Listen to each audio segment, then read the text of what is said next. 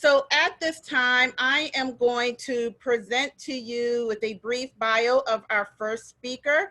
He is Representative Marvin Pendarvis. He is a product of Charleston County Schools and a resident of the city of North Charleston.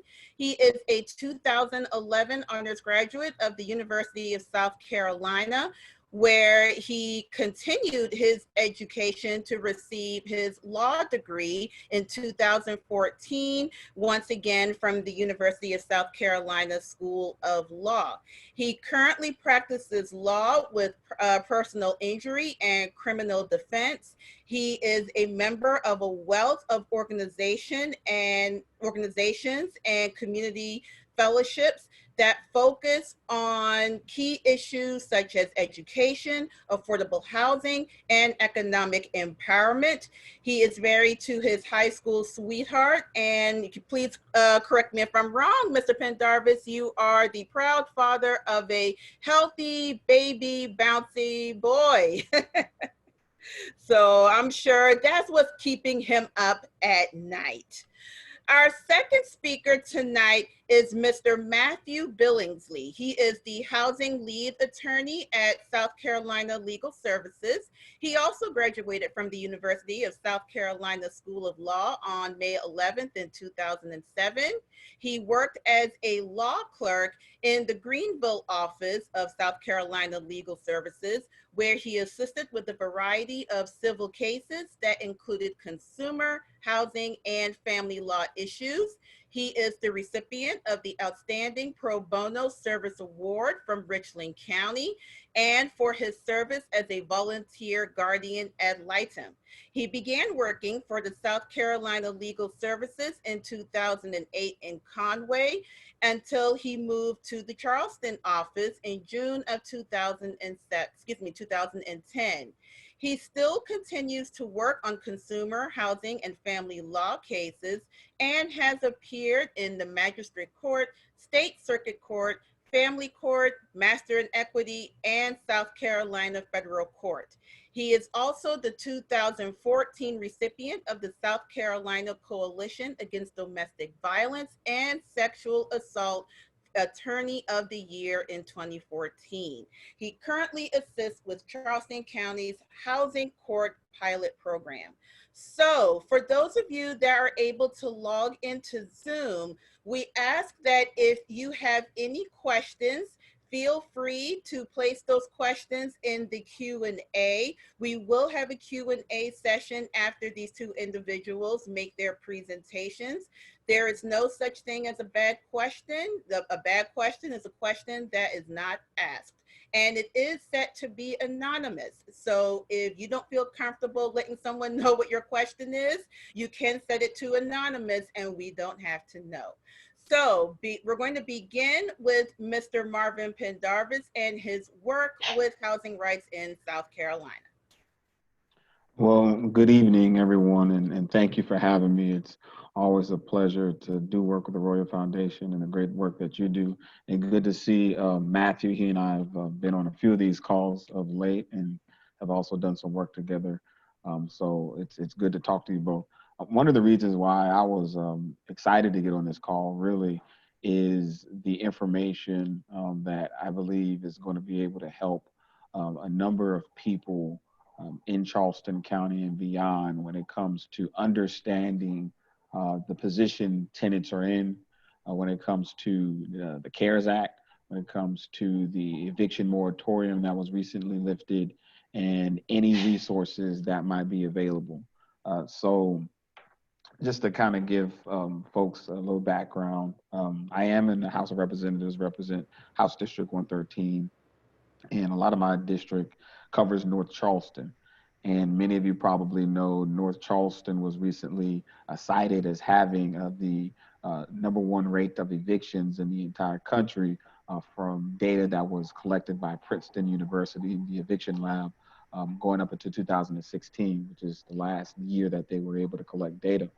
And I say that because I look at it as a special obligation for me in a position of influence to find out what it is that I need to be doing, and what kind of policies I could be pushing for, and collaboration I could be working on to address evictions, to address tenants' rights, and to be a voice place and set to expire at the end of April, April 30th.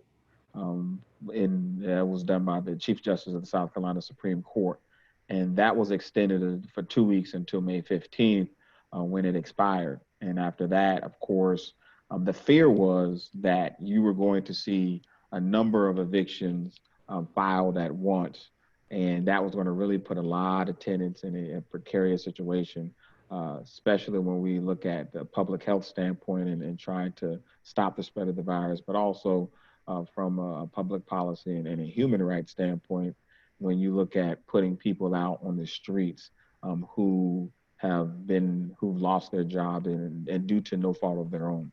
So one of the things that I looked at doing when we first heard about how bad the virus was getting in South Carolina, and right when we were debating whether the General Assembly was even going to suspend the rest of this regular session for the year, was how we use the surplus of money that was in the South Carolina budget that could potentially be used to address tenants' rights. At the time, I saw a number of states and cities across the country that were looking at giving out rental assistance that would have been helpful for many tenants.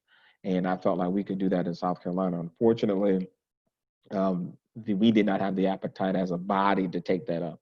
But what I was able to do, and one of the things that we were proud to work on, was if we couldn't do it through the legislative process and getting it done through an appropriation from the budget or any kind of bill on which we weren't able to do, how could we get it done through another vehicle, which we use the South Carolina Housing and Finance Authority. And so myself, Representative Chandra Dillard out of Greenville, and the Housing and Finance Authority and their director, Benita Shropshire, we all worked together to try to figure out what kind of plan we could put together to really help tenants. And I'm proud to announce that last week they have a rental assistance program. And so that's one of the things that I want to make sure people know on this call who are listening and who may be in this situation themselves or have family members or information to pass on, is that in South Carolina, we were able to get the Housing and Finance Authority to put $5 million toward a rental assistance program for tenants. Now, I do want to briefly go through that just because they were the sticking point as far as what would have made what allowed us to ultimately get it through, and what could have potentially derailed it was the requirements. They wanted to make sure that there were specific requirements. And so I'm just reading it off the site, and I'll do my best to do a screen share real quick. But well, I see disable screen sharing. So I'll read off of what the program, basically the main things I want people to understand. You applicants must be past due a minimum of 1 month on rent, and that any payment that is going toward a tenant must bring the rental balance to current. And so we want to make sure that you're able to make it current, and you cannot already be receiving any unemployment compensation through the CARES Act or being on any other subsidized rents. Now, there are a number of other requirements, and you can find that out at SC Thrive, SC Thrive. Um, and I believe it's .org. Yes, SC Thrive, THRIVE .org, and you'll be able to see what the requirements are. It's on the front page. So as soon as you go to the website, you'll be able to see it. But it's important that people know about that tool because there was a lot of hard work that was put into trying to make sure that we were able to get something of some kind of rental assistance program that was going to be able to enable tenants to be part and to honestly get where they need. You know, we're in unprecedented times, and these times require bold action from elected officials, from nonprofit groups like Matthews and other groups that have a heart to for the people and want to do right and want to see us come on the other side. And we don't want to unfairly penalize people. And so I'm a huge proponent for the program. I want to be able to make sure that we send a lot of people. Just to tell you the demand for the program. I spoke with the director last Friday. She said the program, the website went live at noon. Within the first hour, they had already received 125 applications in the first hour. And so that was on Friday. And we were already several days past that. So I can only imagine the hundreds more of applications that have been received. But that goes to show you there's a need out there in Charleston County. People need help. People are looking for assistance. And if we're in a position to give it to them, we can do that. So I want to make sure people are aware of that. The next thing I wanted to talk about, and please make sure you cut me off when it's my time. I want to certainly cede to Matthew at the proper moment, so we can get a good dialogue going on. But the other thing that I wanted to let folks know is that's only one part of the solution, right? It's not going to solve every problem because we're talking about $5 million for an entire state of 5 million people, right? And now, of course, all 5 million of those people aren't renting, but it just goes to show you that it's not a lot of money. And I remember talking with the people at the Housing Finance Authority, and they told me that $5 million, that's not even enough to cover the need in Charleston County alone. And so we know that it's going to take some collaboration. We're hoping that a number of nonprofit groups are able to step in and really offer some assistance, in addition to what many people may be able to get from SE Thrive. And that's the perfect segue into the next point that I wanted to make, which is in addition to what's happening with the rental assistance program, one of the things that the courts have recognized, and I'm sure Matthew will probably speak to this in greater detail than I will, but we know that there's going to be a huge burden on the court system to handle the number of evictions that may be filed. And fortunately, and Matthew was a part of that effort, there's a housing court in Charleston, a pilot program, where a number of these hearings will be heard between basically three judges. A lot of these eviction hearings in Charleston County, and that's helpful because it at least helps streamlines the process, but it still doesn't take away from the number of evictions being filed. And so what I was told is that the courts are looking to try to stagger some of the hearings so that a lot of these won't be happening at once. You give some tenants relief in that sense, not that the moratorium is up. Let's say that an eviction action is filed, they get the notice, they request for a hearing, a rule to show cause. They try to show cause, come to the hearing. They're trying to stagger these out and schedule them in a way that's not going to create some kind of undue burden on many of the tenants, and most importantly, overburden the court system that's trying to handle these and recognizes that. So that's something to be mindful of as far as the timing of these eviction hearings as they're filed. Um, Another thing that I want to talk about, and I spoke with a couple of my colleagues, in particular Representative Wendell Gilliard, and we were trying to look at what all the things that we need to be doing to really address this. And we know that we're glad the courts just at least acknowledge the issue and have to some degree come in and say, you know what, we're going to stagger these hearings. We're ecstatic that the housing authority has come in to offer some rental assistance. But what else is being done? Well, I'll tell you one of the things that I'm pushing for.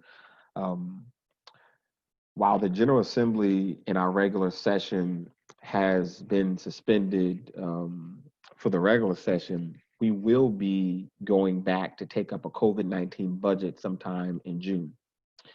And it'll be after the primary elections, which is June 9th. So it'll probably be mid-June, late June. That's my understanding based on talking to the leadership.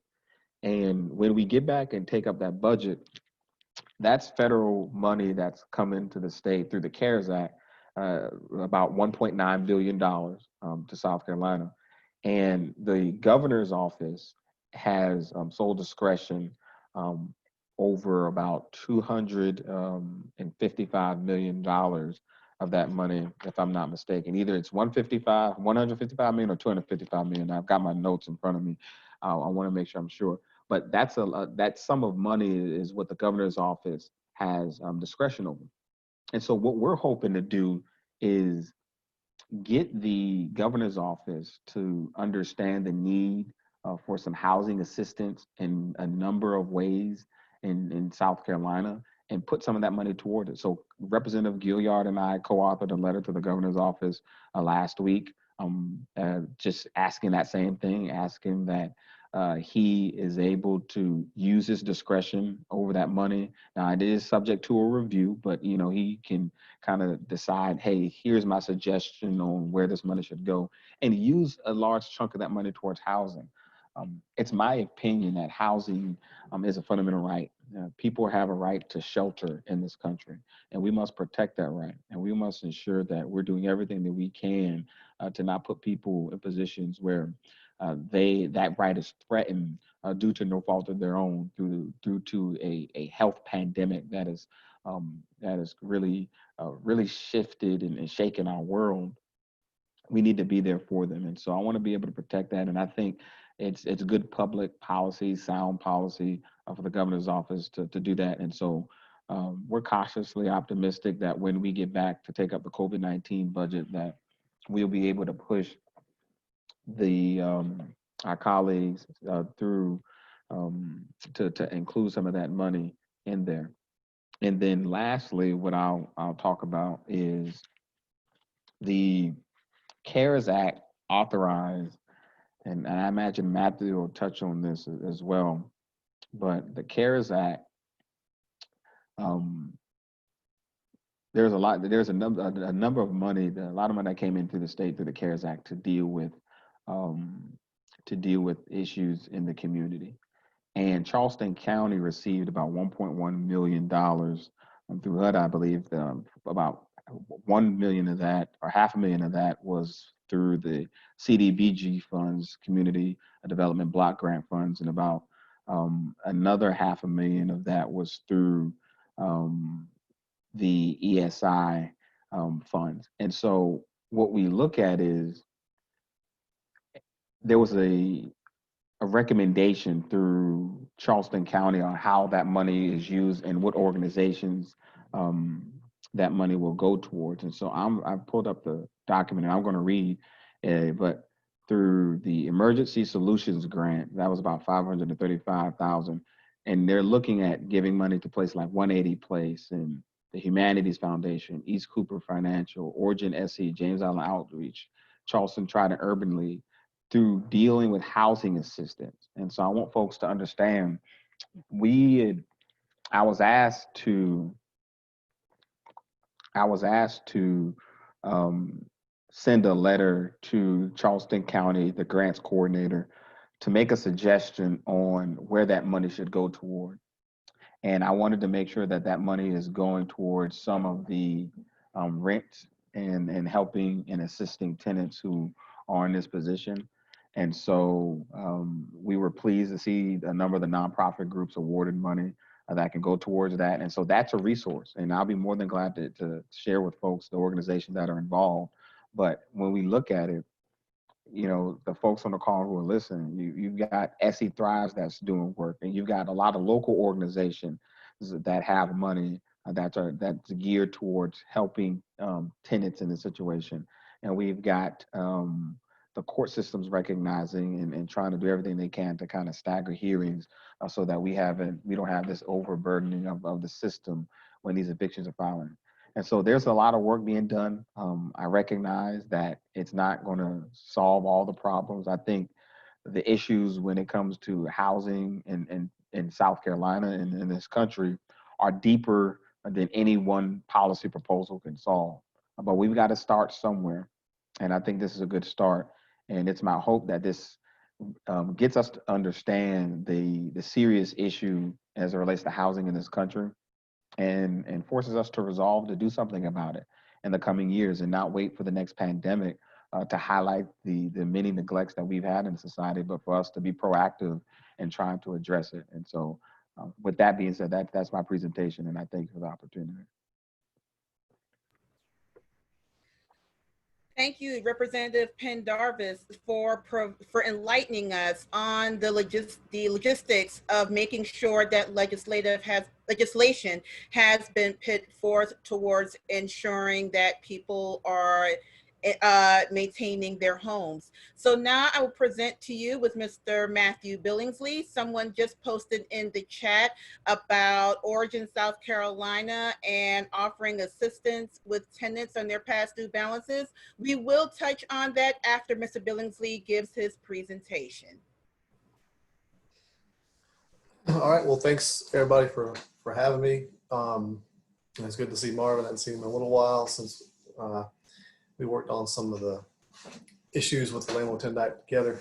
But what I was just going to go over is a little more on the practical side of what happens with court when you go to court, what some of the laws and the rules are out there, and what to kind of plan for with it. So on the 15th of May is when the state moratorium or pause on evictions and foreclosures was lifted.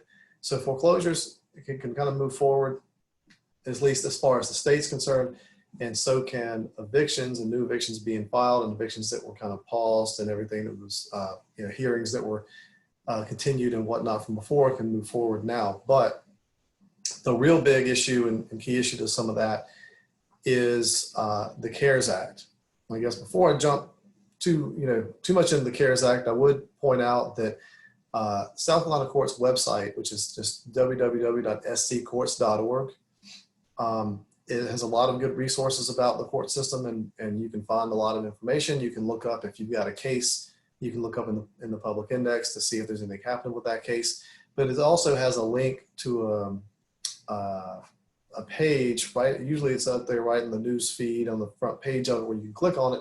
It has a coronavirus information page. So you can see all the different orders that the Supreme Court's come out with, administrative orders and anything as it relates even all the way up to the Court of Appeals, the Supreme Court holding arguments, to the orders that deal with how hearings should be going right now during this period of time and how they should be handling evictions and foreclosure hearings and things like that moving forward. So there's an order that lifted the stay on, and you'll see that, you can see it on the screen there. It's right there at the top, right there at Court News, South Carolina Judicial Branch Coronavirus Information. So you can go there, and that has all the orders that were filed by the Supreme Court, even the old ones and then the updated ones.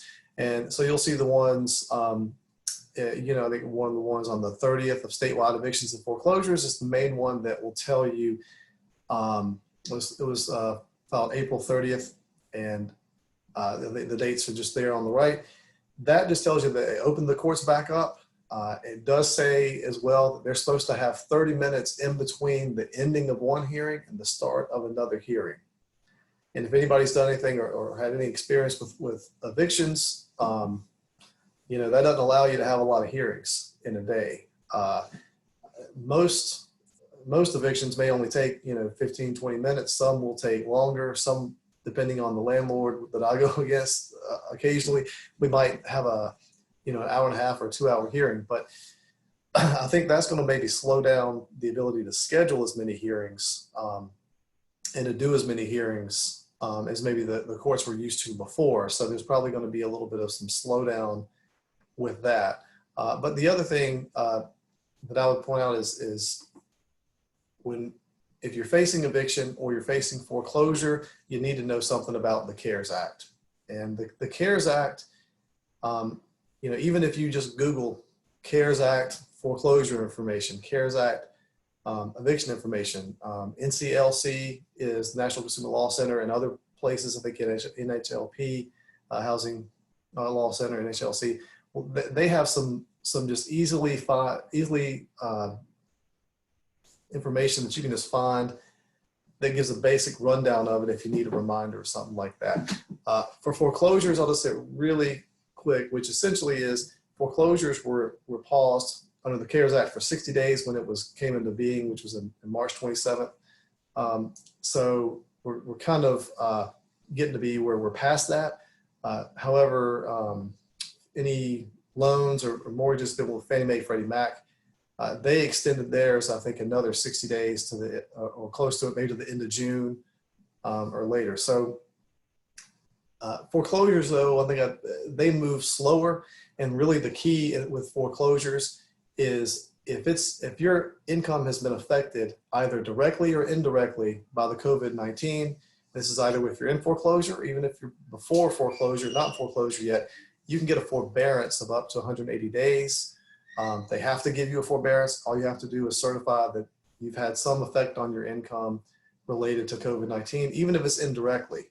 Maybe you're trying to get some benefits or Social Security benefits or something else like that, and that process is slowed down because of the pandemic. That can affect your income coming in, or what should be your income coming in. You can ask for a forbearance. It can be extended up to 180 days. I think they might have a cutoff of where it may end at the end of the year. But the main thing with foreclosures is get a forbearance if you think you might need it. That does not stop you from owing the payments. It just pauses any late fees or anything else, and pauses how long you have before you have to actually come up with that money. And I'm sure a lot of companies and Fannie Mae, Freddie Mac, some of them, they're trying to figure out, what happens at the end of that forbearance with what you can do, because you still owe those 6-7 months of payments. It just gives you time to get yourself together, to get some income coming in, to get the, depending on what that income would be, either it's getting a job again or getting unemployment benefits. But the real big issue, the real meat of it that I wanted to make sure everybody was aware of today is the requirement of the CARES Act that if you are a tenant living in a property that is considered a covered property under the CARES Act, I'll go over that in a second, and they're filing an eviction for non-payment of rent, the landlord cannot file that eviction for non-payment of rent until 120 days after the CARES Act started, March 27th. And really, when you read, there's a couple little sections there, when you read them together, it comes down to after July 27th, the landlord has to actually send a 30-day notice that they're going to file an eviction for non-payment of the rent. During that time, they cannot charge late fees or anything like that. So effectively, what it means is landlords for covered properties are not going to be able to file an eviction against a tenant for non-payment of rent until, at the earliest, it would be August 28th. So that gives a little bit of time for those folks. But as you can probably know, or maybe you've heard about, or can see it coming, the big problem is, how do you know if they're in a covered property? The covered properties are defined as anything that is federally related or receives some type of federal funding. So the simple ones on that are public housing, Section 8, project housing, they call that Section 8 project-based housing, places or private landlords that are accepting a Section 8 housing choice voucher, which is just the one that travels with the tenant. Low-income housing tax credit properties that are just reduced rate, lower than market rent properties, they are covered. Anything that would apply, that the Violence Against Women's Act would apply to, which if it's federally subsidized in some type of way, it's going to be covered. The other side of it, that's the more difficult part, it deals with multifamily and single-family housing. Multifamily housing meaning more than 4 units there. So you would, your apartment complexes, even ones that are private apartment complexes that may not realize it, they are actually, they could be covered properties as well. And it really comes down to if they are secured, guaranteed, or owned in some type of way by some federal program. Now, typically that can include FHA loans. It can include VA loans or USDA loans. Most of those you can figure out looking at somebody's mortgage. A lot of mortgages, most of them are online with most counties, and you can pull up those mortgages and you'll see an FHA number, a VA number, or some kind of thing like that. The other ones are if it is Fannie Mae or Freddie Mac owned or guaranteed. There are some lists out there, and we have, I think, some of those lists that you can find that some places have come up with that show a list of covered multifamily properties that are, covered under the CARES Act because they are under Fannie Mae or Freddie Mac or something along those lines. Those can be a little bit easier to search if you're in one of those and to find. If it's a single family residence, so if I'm just renting a house in the neighborhood, renting it from Mr. Smith, and Mr. Smith has a mortgage, that's where it can start to really be an issue and come into problem, because you as a tenant can't really find out if it's secured by Fannie Mae or Freddie Mac, and the mortgage is not necessarily going to tell you. Sometimes it turns into Fannie Mae or Freddie Mac after you've gotten the mortgage, because you could have a mortgage for 20 years and all of a sudden, Fannie Mae's jumped in some way, shape, or form. The person who can search for that is the landlord. Fannie Mae and Freddie Mac both have lookups that you can do. I actually did one on my own house today just to kind of go through it, where you fill out your information, your address, your name, and you fill out the last four of your social security number, and you can pull it up and see if it's owned or secured in some way by Fannie Mae or Freddie Mac, and therefore a covered property. Why that's important is going forward, the Supreme Court has required that landlords file a form to certify in both foreclosures, but also in evictions. And evictions are where it's going to get really kind of tough. If they are in a covered property, or to certify that they're not a covered property under the CARES Act. So that is one of the biggest things that I see. And, I'm checking some notes on here just to make sure, but the CARES Act is in section 4024B and 4024C, where it kind of puts this pause if you're wondering about the actual section of the CARES Act. But the real issue becomes in that form: are they filling it out right? Are they doing it right? Have they actually checked to know if they're a covered property or not? So far, we've seen, I've heard from some other attorneys, some in our organization, some outside of our organization, that are already seeing landlords and even properties, that are owned by a business and have someone kind of designated to figure these things out, had no idea they actually were owned or guaranteed by Fannie Mae or Freddie Mac, and that they were under the CARES Act, and they had filed, a good number of evictions, I think, right after the stay was lifted from the Supreme Court. So that is going to be a big issue for tenants. It's going to be a lot of tenants may need help to pull that up. There's a lot of mortgages that, as an example, I looked at some mortgages today. On the bottom, they'll say maybe Fannie Mae or Freddie Mac uniform instrument. That does not necessarily mean that it's a Fannie Mae or Freddie Mac loan.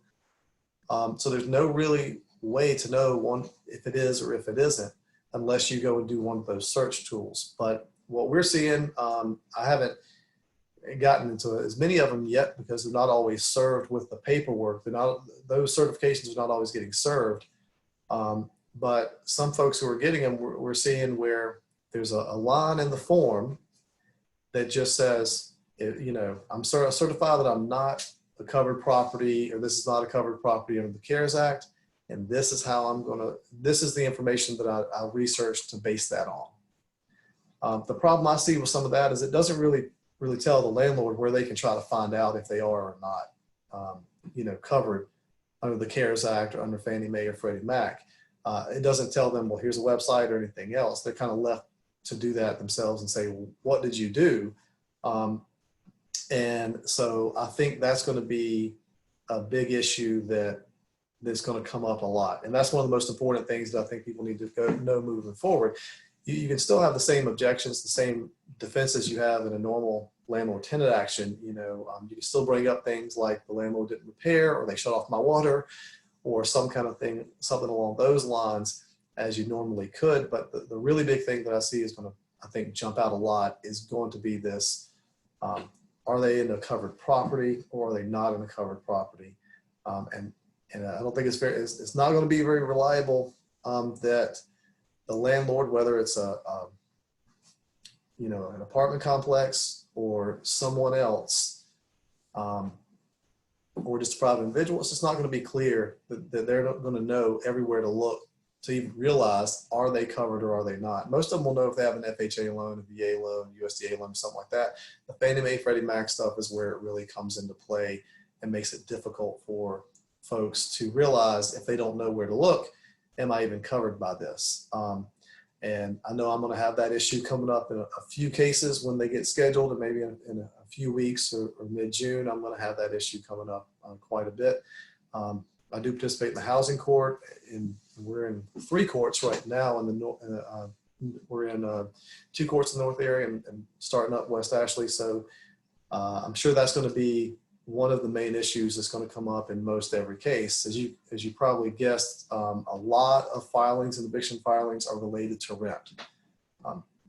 The vast majority are rent related, and so what we're going to have happen is a lot of folks coming in with a rent issue, failure to pay rent, and then they're going to be looking, are they under the CARES Act? Is it something that was filed after the CARES Act came into place and is covered by it? And if so, those cases are going to have to be dismissed, and they're going to be put down the way, and the landlord can't charge late fees. So I'm already, I know just have a few minutes left, and I'm already seeing questions in the chat. So I don't know if you want to just go ahead and jump into some questions before, I can talk about regular landlord tenant and that kind of thing, or some general rules on it. But I think given the nature of what we want to talk about, it'd make more sense just to start going over some of the questions and see what issues you guys are having out there. I did see a question about the magistrate form. The magistrate form is that same website, sccourts.org. On the right-hand side, you can click court forms, and then it'll take you to a page. You do a drop-down box, and you can select forms by what court you want to look for. That form for the evictions is in the magistrate forms. It is specific to the magistrate court because that's where they're doing the evictions. There's another form that is related to foreclosures that would be under common pleas or something like that. It's just a 2-page form. It's a very short form. And the main thing about it is that little line where it says, how did you research whether or not you're covered under the CARES Act? And I've already heard from a lot of people, they're seeing those that are just left blank, and the landlord signs it. It can actually carry some pretty stiff penalties if a landlord fills that form out and fills it out improperly, or they fill it out wrong, or they say they're not covered, but actually they are covered. And they do that intentionally, they can actually be held in contempt. So the court's got some enforcement powers on that. If they don't fill it out properly, in one of the administrative orders from the Supreme Court, it essentially says if they don't fill this out properly, if it's not done, if it's not clear, then the case has to be dismissed, and they kind of have to go figure it out. So on that same page we were on before with the April 30th order, I think it was more maybe a week or so later in May, where they had the order relating to the forms and the certifications that had to be done for both foreclosures and evictions. So I know we're probably, I guess towards the end, I want to jump to some questions. There are some coming through the Q&A session. I'm still going to continue with the ones that were from the chat. One question is asking if a landlord filed a tenant's agreement, I guess, before March 18th on a federal-backed loan, could that person proceed with the eviction? Yeah, what we're going to have in some of these is some of these questions are not going to be 100% clear just because they haven't been litigated yet or argued to a court. But it certainly appears under, and I can pull up I'm going to pull up my little notes and card to kind of go back and verify. In the CARES Act, it's public law number 116-136. Section 4024 is where it really says what it's trying to do, and it's 4024B and 4024C. So 4024B basically says that you can't charge these late fees. You have to put a pause on it, and you can't during this 120-day period make or cause to be made any filing with the court of jurisdiction to initiate a legal action. Basically, you can't file anything new. Section 4024C talks about notice. It says the lessor of a covered dwelling unit may not require the tenant to vacate the covered dwelling unit before the date that is 30 days after the date on which the lessor provides the tenant with a notice to vacate, and may not issue a notice to vacate under paragraph 1 until after the expiration of the period described in subsection B. So there's a little bit of a dispute between some of us housing attorneys and folks as far as whether or not that means that a filing before March 27th, and really in South Carolina would be before March 18th when the stay went in place, whether or not that they would be allowed to go forward, because is it only referencing the rent? Does 4024C stand alone and say, well, for anybody who's in a covered dwelling, you can't just put them out, you know, you have to wait. My guess would be that those are probably going to go forward. I think a lot of courts are probably going to read those together as, you know, 4024B, B and C, to say that's related to rent, and when it was actually filed. If it was filed before the CARES Act, then it may not be covered.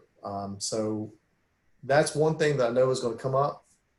I haven't had to go and argue any of that yet, but I'm pretty sure that a lot of courts are probably going to come out on the side. I know that as a tenants attorney, and a lot of my colleagues that represent tenants are probably going to argue the other way and say, I don't think so. I think 4024C says you still can't kick them out.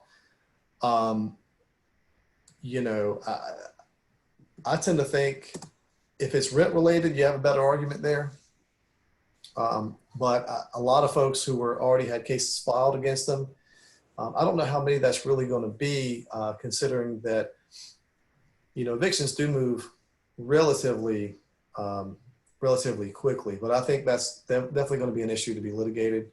If I would not want to really stake my case on that, in court with a client that it was pre the moratorium and pre the CARES Act, and then trying to say the CARES Act is going to then apply to those as well. I think that it's going to be a little bit more difficult argument. All right, so Matthew, we have a couple more questions, and also Okay. Mr. Pendarvis, you can probably answer this one first. An individual has applied for unemployment since March of this year. They have yet to receive it. Their rent is due next week. So are there any services or legal services in play to help this individual not face an eviction or foreclosure? And eventually, Mr. Billingsley, can you also identify what free services, legal services offer for those individuals? Yeah, well, I mean, generally, we're just a private nonprofit law firm, and so as far as evictions and whatnot, we defend people in evictions. We give them advice, so people can apply for our services. They don't have to pay for our services. We're grant funded. We have various grants, Legal Services Corporation grant being the main one, but we have several other grants as well. And on a housing case or an eviction case or foreclosure case, I can give someone advice. I can take the case on and go to court with them and argue with, take their case to court. Someone who is facing that, their rent's due next week, they haven't gotten the money yet, they don't have their income, they could still apply even if they haven't been served anything yet with legal services, and try to get some advice on what to do. Our website is just www.sclegal.org. It's got information about all our offices. It's got, you can do an online intake application, and also has our phone number to do intake applications. It's probably the best resource to know about us and what we do. We do a lot of other cases. Like I said, I do family cases. I do consumer cases. We do things with property. I've done some heirs property stuff. Collection cases, just a wide variety. We have an attorney that does bankruptcy. We have some attorneys that represent domestic violence victims in all parts, of the law. So We have some attorneys that do things like VA benefit cases, that help with Social Security cases, and those kind of things. So we do a pretty wide variety there. But someone facing that situation really needs to maybe get some advice, either apply for us. We're mainly dependent on income. There's a few other resources in the area. Some of the folks that help us with the housing court, when Charleston Legal Access does a sliding scale of people who might be make too much money for us, but maybe not enough money to really hire an attorney. They have a sliding scale there. But really someone in that situation just needs to get information. They need to try to find information or contact an attorney to get advice about it and find out about whether or not they're going to be covered under the CARES Act.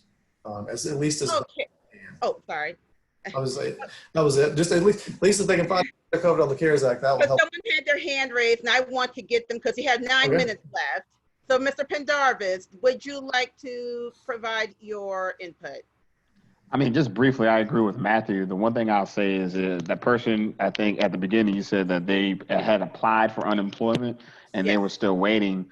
Um, if they end up getting unemployment again, it's an interesting situation because of this person. Well, let's say they had been approved for unemployment, that would take them out of the running and preclude them from being able to apply for the rental assistance grant, right? The one that I mentioned at the beginning through SE Thrive. But organizations like Mathis, I think the biggest thing is I would tell them to consult an attorney and certainly talk to any pro bono agencies like legal services that are out there to find out what their options are. But to recognize, it's interesting. I'd like to, and I would suggest they find out where the process is with unemployment, because that obviously may factor in a number of things, whether it's applying for some kind of legal aid or even trying to get some rental assistance through the state. And to add on to that question, I have just added in some links to organizations that are providing rental assistance. You mentioned SC Thrive, also the Coastal Community Foundation. They have several nonprofits that are assisting those with rent assistance. I provided that link in the Zoom chat. I've also provided that link on the Facebook page where this is currently being live streamed over. So if you get an opportunity to check the Royal Foundation Facebook page, you can click on those links and get you more information from there. So another question, actually this is directly to you, Mr. Pendarvis. What financial assistance for rent is available to folks who were in need before COVID-19? That's an excellent question, because there are a lot of people who have been in need, and as I said at the outset, COVID has only exacerbated some of the problems that have already existed. I would tell those folks that there are a number of some of the same organizations that I mentioned previously, as far as some of the local organizations that always had rental programs to try to help people get on their feet. I would reach out to them. There's a few of those that you listed below, and I can kind of go through and take a look at the list that I had. But the Humanities Foundation, Trident United Way, the Urban League, these are organizations that have always been geared toward trying to assist rents people, because they not only deal with rent, but you're talking about people who may have had issues with utility payments, lights, water, and things of that nature. And so it is a real problem. Post-COVID, we'll still be dealing with people who need some kind of assistance. And there are a number of nonprofit organizations that exist that are geared toward trying to address these issues. And I certainly encourage anyone who may have any specific situations to reach out to me. I don't mind having a conversation and directing you accordingly. One last question. This individual listed homeowners rights, mortgage company deferred 3 months mortgage payment, but couldn't provide details regarding repayment options. Are all of those rights in regard to a Fannie Mae guaranteed loan? And are there anything in the CARES Act that addresses those issues in regards to homeowners' rights and the 3 months regarding repayment options? Yeah, I mean, basically in the CARES Act, if it's a Fannie Mae or Freddie Mac or Fannie Mae guaranteed loan, and then it's covered under the CARES Act, as far as for a mortgage, then the forbearance is supposed to be 180 days. And they can actually request to extend it another 180 days. It could sunset or end if the emergency was lifted, or I think maybe the end of the year is what it was going. So those that are just getting, and I've seen some even do this or say, well, it's going to be 90 days, then we'll review it in 90 days. It really shouldn't be a review in 90 days. It should just be a straight 180 days forbearance, because forbearance is just putting a pause on how long you have in order to bring your account current or make the payments. It doesn't waive, generally in that time frame, it waives late fees or those kind of penalties or whatnot, but it doesn't waive the amount of money you owe. And I respond to another question too along those lines with rent. It doesn't waive rent. You still owe it. It's just when does it actually come due? It gives you more time to get your money together to make those payments. It does not necessarily provide a certain way to repay those payments. You could certainly set some money aside or make some payments along the way when you do have some money, but it doesn't really tell you, well, there's a way you're going to repay it when it comes at the end of the forbearance. It's going to be added or paid by 20% of this way. There's nothing like that kind of guidance in there. That's going to be more for the mortgage loan companies and the mortgage companies to figure out what they're willing to do, or Fannie Mae, Freddie Mac, and some of those to set out guidance to the ones that they're involved with to say, this is how we want you to handle this or handle that with some type of repayment. I know that some are already talking about that and how to make that happen, understanding that this may go on for a while and people might find themselves that haven't paid or been able to pay for 180 days. And then you're going to have 6 or 7 months worth of payments due at one time. And that might be difficult even if you recover and you get some income coming in. So I think that's something we're gonna have to keep an eye on and see how it changes. But they definitely should be able to get a longer forbearance than that under the CARES Act. All right, are there any more questions? We are at the final point at 7:28 p.m.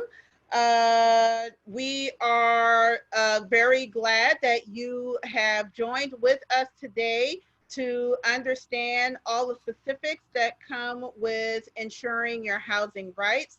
Yes, it is a difficult process. There is no doubt about that. But SC Legal Services, they are here to provide you as much assistance as possible. And all of the organizations, the nonprofit organizations that I have listed on the Zoom chat listing or through our Facebook page, and also our elected representatives, Mr. Pendarvis, we vote them into office, and we vote them to hear our concerns. And Mr. Pendarvis said himself, he is a people's representative. He represents the people. So the last announcement that I would like to make is that we are going to take a brief pause on Wellness on Wednesday for the next 2 weeks. We are going to have our next session on June the 10th, where we will be discussing your health, physical and mental health during this pandemic, because we are seeing the stress of experiencing something that this country, this world haven't seen in over a century. So we are going to have a licensed professional counselor on hand and a physician of over 20 years of service. So two specialized individuals in their field that will help you understand not only yourself, your children, your family, but to also understand to better your health and your fellow understanding. So I would like to thank Mr. Billingsley and Mr.